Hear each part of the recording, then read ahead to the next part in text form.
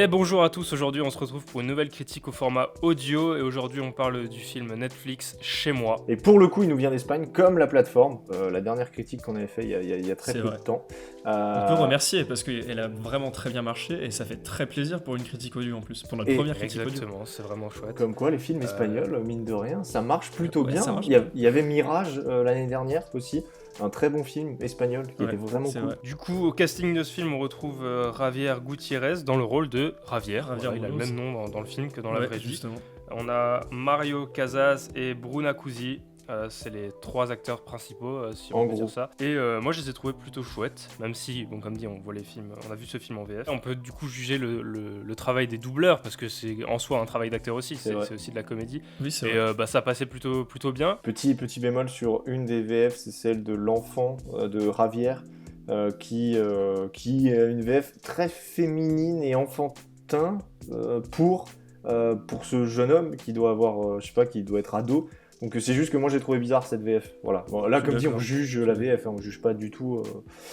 Pire critique ciné, tu sais. Ouais. Bah non, mais en vrai c'est toujours intéressant. Hein, la VF est quelque chose. C'est réalisé par deux frères, Et- c'est David Pastor et Alex Pastor. Et c'est C'est vrai, écrit les frères aussi. Pastor. C'est écrit par. C'est par- écrit, ouais, Écrit c'est par ça, mais film d'auteur. on parlera scénario tout à l'heure. Franchement, pour un premier film qui finit sur Netflix. Tu dis film qui finit sur Netflix, mais je pense que c'est une chance pour eux parce que ça leur a permis d'avoir une visibilité qu'ils auraient pas eu en temps normal. Enfin, moi je pense pas que j'aurais vu ce film au cinéma par exemple. Non. Donc le fait Exactement. que ça soit sur Netflix c'est cool. Et en plus avec ce qui se passe en ce moment, tu peux découvrir à la maison, tu peux le découvrir chez toi. Et en plus, on a oublié de le préciser, mais voilà l'histoire du film. En gros, c'est un mec qui était très riche et qui pesait dans son milieu, tu vois. Et puis du jour au lendemain, il a tout perdu, il a perdu sa maison et tout. Puis il va faire un truc, c'est qu'il va pas vouloir quitter sa maison entre guillemets, et du coup il va devenir un gros psychopathe. Ouais, en gros, il va espionner les nouveaux locataires dans son ancien appartement. Il va vivre à leur place limite quasiment. Et je trouve que le côté malsain, c'est vraiment ce qui ressort beaucoup de ce film. C'est vrai. C'est un film, quand tu le vois, t'es pas en mode « Ah, c'est trop bien !» Tu le regardes, mais tu subis tout ce qui se passe en étant un petit peu mal à l'aise tout le long de l'histoire. Mais c'est surtout que le héros est vraiment pas très sympa. C'est pas vraiment un mec avec qui t'as envie d'être pote, tu vois. Non, mais en fait, comme dit, pour une fois, et c'est ça qui est original, c'est que tu suis un peu le point de vue d'un méchant Ouais, c'est ça. et moi j'avais pas envie de m'attacher à lui personnellement, tu vois, enfin tu suis, et en plus l'acteur est très bon dans son jeu, il a la tête vraiment parfait pour le rôle, ça j'ai vraiment kiffé, La tête de l'emploi. et il a ce côté très stratégique et tout, et je trouve, tout est bien retranscrit dans la réalisation parce que t'arrives à être mal à l'aise alors que voilà, tu regardes juste un film et il y a certaines scènes où Javier du coup est à deux doigts de se faire prendre, mais il ne Oui. se fait pas prendre et là Mais tu flippes. Hein.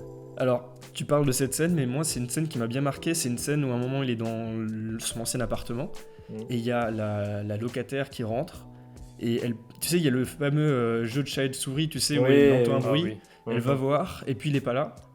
Et puis, en fait, quand tu regardes la scène, tu te dis, mais c'est impossible.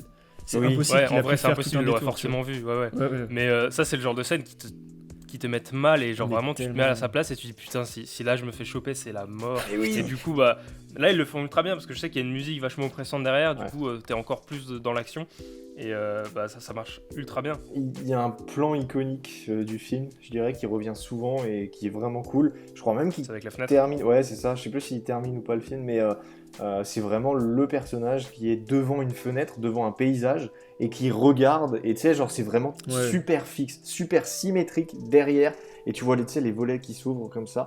Et c'est super joli. Et ce qui est très intéressant, c'est qu'au niveau du récit, eh ben, ce plan, il est posé à chaque fois qu'il y a un peu un changement dans la vie du personnage. Il est au début. Il est après quand il change d'appartement et que tu sais genre t'as un petit troll, en gros t'as le Oui. volet qui se lève et là t'es en mode mais what, il a une Oui. vue de ouf et en fait c'est un Ouais, panneau ouais. publicitaire Ça c'était pas mal. Ça. et de nouveau il est à la fin quand il y a le changement final et tout et ouais c'était vraiment stylé. C'est cool, mais ce plan, il m'a fait penser à la scène dans Star Wars 3 quand il y a Dark Vador qui regarde l'étoile noire, tu sais. Ah oui je vois. Il y a un peu C'est pas mal. ce côté tu sais, méchant qui a sa nouvelle base et tout. L'inspiration du personnage vient clairement de Dark Vador. Ils l'ont dit apparemment.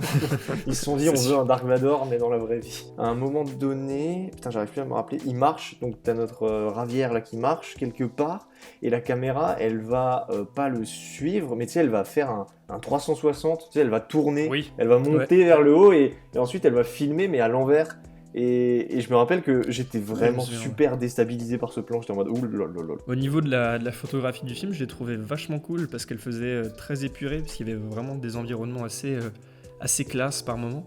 Et ce qu'il faut savoir d'ailleurs, c'est que le directeur photo, c'est Pau Castellón, et c'est le mec qui a fait la photographie de 2 clips de Taylor Swift, Lover et You Need to Calm Down. Et en plus, Lover, c'est un clip, tu sais, où il y a une maison, tu vois, où tu vois une famille et tout avec Taylor Swift et tout. Du coup, je sais pas, il y a un petit style qui se rejoint entre les deux trucs. Quand le film commence, il y a la musique, une musique, je sais plus si c'est italienne ou espagnole, bref, et il y a des plans un peu au ralenti d'une famille qui sont tout heureux dans une maison et tout, et en fait la couleur par exemple, il y a une patte très jaune et très ancien, je dirais, et en fait quand le film se lance, j'étais en mode ok, c'est bizarre, mais je savais c'est sûr que le film était pas comme ça après, tu vois. Et en fait, Oui, pareil, je me suis dit. ouais, il te montre que c'est une pub des années, je crois, 80 ou un truc comme ça, enfin, je sais plus.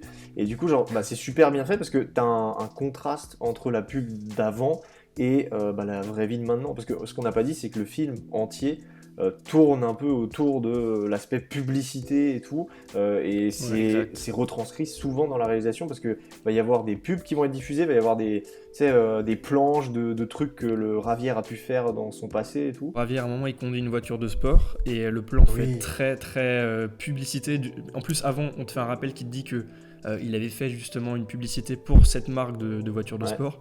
Et du coup, il y a un petit rappel et tout, je trouvais ça grave. C'est quand cool, il caresse le volant là, plus, quand il caresse le volant avant de rouler de ouf, genre il fait un petit caressage comme ça, comme dans les pubs, tu sais, en mode...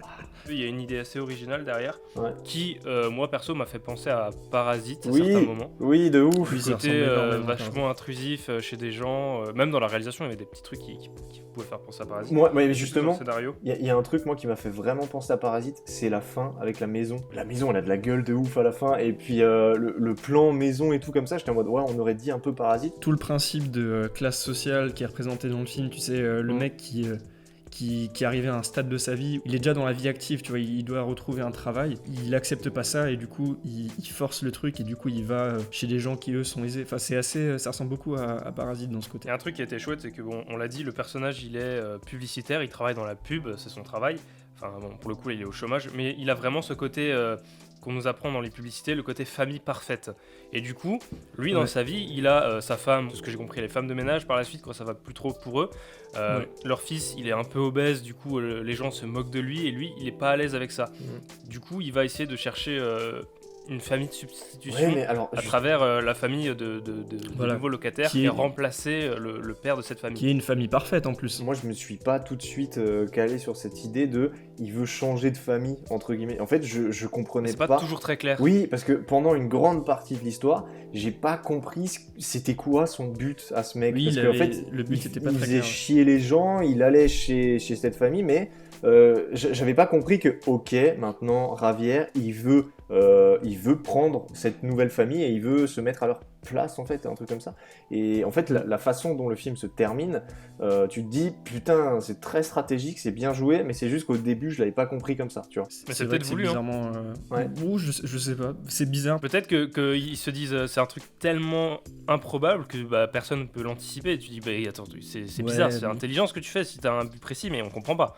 Et du coup à la fin quand tu le vois tu dis ah d'accord ok, et ça te revient parce que t'as eu tous les éléments il travaille dans la pub, il aime pas trop sa famille.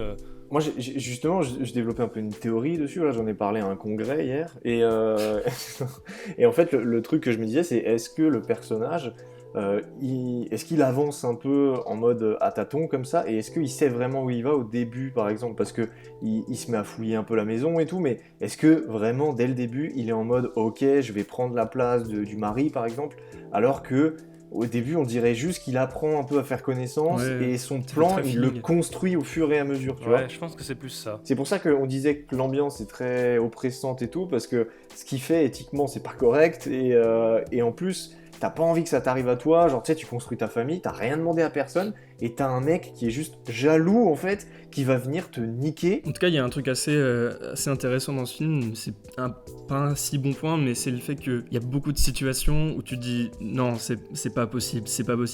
Vraiment j'ai l'impression que les gens ils sont très crédules dans ce film. Il y a le personnage principal qui manipule tout le monde, et les gens ils sont en mode ah ouais non mon mari je le connais depuis 10 ans, mais ouais t'as raison, je te fais confiance toi plutôt que lui, tu vois. Ouais, c'est vrai. Il y a des trucs comme ça dans ce film film où c'est pas très logique, mais après ça sert à faire avancer le récit, donc voilà. Bon. Ouais, c'est pas fou. Bah, pour parler du côté dérangeant, il y a aussi le perso du jardinier qui arrive vers le milieu du film. Putain, ouais. Et quand tu comprends ce qu'il veut, bah ça te rajoute une dose de malaise où t'avais pas vraiment envie de l'avoir à la base. Non, mais surtout que quand tu l'as au début, tu te dis ouais c'est un perso qui va servir à rien et en fait t'as pas envie de comprendre. Tu sais depuis le début ce qu'il veut, mais t'as pas envie de le comprendre et t'es en mode oh non s'il te plaît non. Vu que ce personnage fait quand même un truc qui est pas très très légal, ben, du coup ton autre personnage principal Ravière, à côté c'est un ange, tu vois.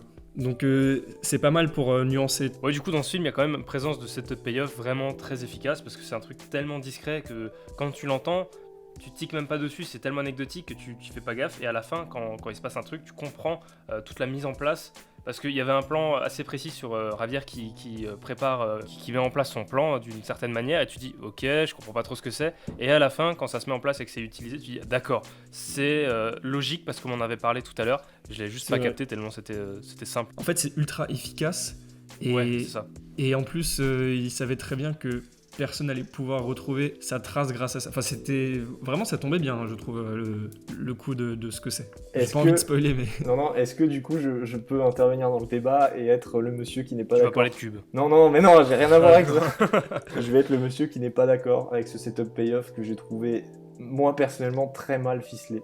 Et en fait, j'ai pas aimé parce que, alors c'est peut-être moi qui ça m'a pas plu, mais c'est parce qu'en fait, j'ai trouvé que quand il montre le setup payoff au début du film, en fait, je trouvais que ça sautait beaucoup trop à la gueule et moi je l'ai vu en pleine face et je me suis dit ah bah ok bah du coup ça va finir avec ça. En fait, c'était vraiment, je trouve, ah oui, moi je l'ai vu direct et j'étais en mode bah la discussion, pourquoi il parle de ça, c'est très bizarre, tu vois, et je l'ai vu direct et vraiment j'étais en mode ouais bah enfin genre tu sentais que c'était une ligne de script qu'ils étaient en mode il faut le rajouter parce que sinon ça colle pas avec la fin, tu vois. C'est juste à la fin quand j'ai vu ce qu'il faisait, j'ai dit ah bah oui il l'avait dit. Bah du coup moi tout le film j'attendais que ça, j'étais en mode bon quand est-ce qu'il l'intègre dans le truc et s'il l'avait pas utilisé j'aurais été en mode bon d'accord je me suis fait avoir mais non. Je l'ai vu direct, j'étais en mode ouais. Là, les gens ils comprennent rien à ce qu'on parle, donc il faut qu'ils aillent voir le film. De toute façon, le film est en description en plus. Bon bah voilà, c'est tout ce qu'on pouvait dire un peu sur ce film, qui était vraiment dans l'ensemble plutôt cool, et ça fait plaisir, Netflix fait plaisir en ce moment, il te balance des films comme ça, et tu passes un bon moment devant, et